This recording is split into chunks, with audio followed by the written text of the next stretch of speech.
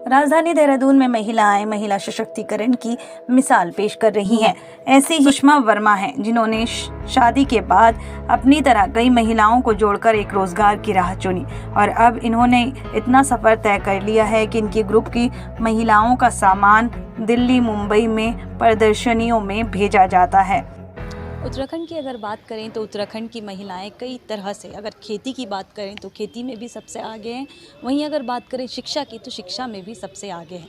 यानी कि हर क्षेत्र में जो है महिलाएं महिला सशक्तिकरण की मिसाल पेश कर रही है। और ऐसी ही है देहरादून की सुषमा वर्मा, जो कि एक गृहिणी होने के बाद भी जो है महिलाओं को रोज़गार देने का काम कर रही हैं। तो आज हमारे साथ मौजूद है सुषमा वर्मा जी, जो कि देव जागृति संस्थान की अध्यक्ष हैं। तो आज हम उनसे जानेंगे कि कहाँ से उनके दिमाग में आइडिया आया कि जिस तरह वह जो है एक महिला है और बाकी जो महिलाएं हैं उनको भी रोज़गार दिया जा सके।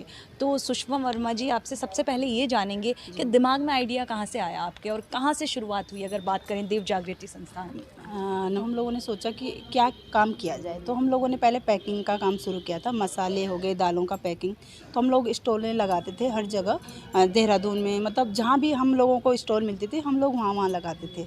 तो कुछ महिलाएं ऐसी है जो बाहर नहीं जा सकते हैं, हस्बैंड मना करते हैं, घर वाले मना करते हैं, तो मैंने सोचा कि कुछ ऐसा काम किया जाए उनके लिए जो घर बैठे करें और उनको बाहर जाने के लिए मना भी ना हो, कि आमदनी बनी भी रहे। तो मैंने सोचा कि जैसे कि झाड़ू, वाइपर, फिनाइल हम लोग हर घर में हम लोग यूज़ करते हैं।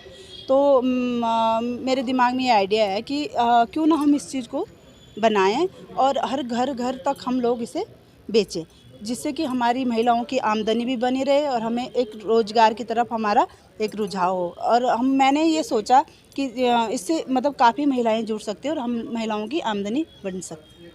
बिल्कुल, किसी भी चीज़ को अगर शुरू करते हैं सुषमा जी, तो उसके पीछे कोई कहानी होती है किसी भी उसको। तो आपसे जानना चाहेंगे कि आखिर कहानी क्या थी और कब से जो है देव जागृति संस्थान आपने शुरू किया।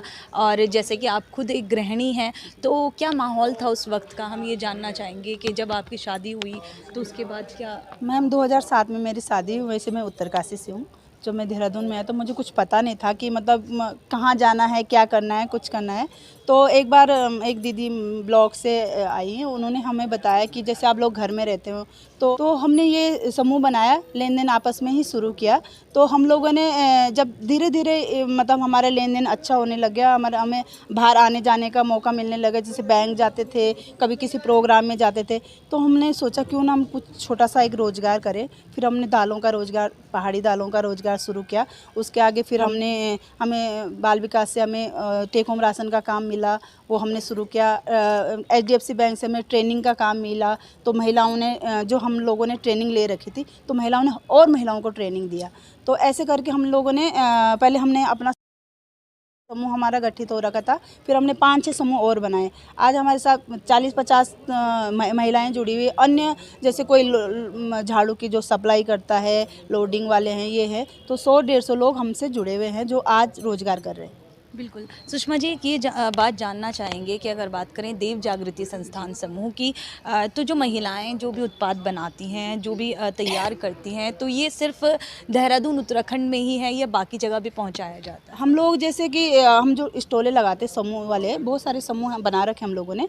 तो हम लोग देहरादून से ऋषिकेश, हरिद्वार, मुंबई, दिल्ली, हर जगह स्टॉल लगाते हुए। मतलब कि उत्तराखंड के अगर उत्पादों की बात करें तो दिल्ली, मुंबई में भी पहुंचाए जाते हैं। सुषमा जी, आपसे ये जानना चाहेंगे कि अगर देव जागृति समूह की बात करें, जो महिलाएं थी, आप खुद को ही देखें तो उससे पहले क्या देखते हैं, कितना बदलाव देखते हैं कि क्या था और आज जो है, आज में कितना जो है बदलाव देख रहे हैं कि एक अपने आप को आत्मनिर्भर जो है महसूस कर। मैम जब हम 2009 के 7 से बात करें तो हम लोग घर में ही रहते थे, हमें कुछ पता नहीं था कि कहाँ जाना है, क्या करना है।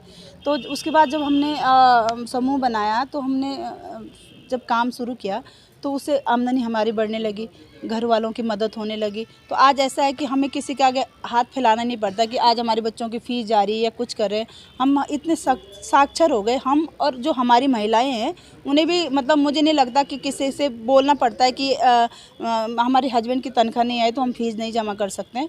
वो साक्षर हो रखे, वो अपना स्वरोजगार को इतना उन्होंने बढ़ा रखा है कि वो आराम से अपना वो व्यतीत कर सकते हैं मतलब। बिल्कुल, सुषमा वर्मा जी थी और जिस तरीके से इन्होंने बताया कि देव जागृति समूह जो है लगातार महिलाओं को इस तरह से ट्रेन कर रहा है, इस तरह से सशक्त बना रहा है, क्योंकि एक महिला है जो सिर्फ घर का बजट देखती है, किचन से लेकर बच्चों की फ़ीस से लेकर तमाम चीज़ें जो हैं देखनी पड़ती हैं, लेकिन जो है जब उसके हाथ में खुद पैसा होता है तो वह दूसरे के सामने हाथ नहीं फैलाना पड़ता है उसे। और अगर इस तरह से जो है देवभूमि उत्तराखंड की सभी महिलाएं हो जाए पहाड़ से लेकर मैदान तक, तो जो महिलाएं हैं वो जो है किसी के आगे हाथ नहीं फैलाएगी और आत्मनिर्भर बनेगी। देहरादून से मैं हिना आज़मी, न्यूज़ 18 लोकल के लिए।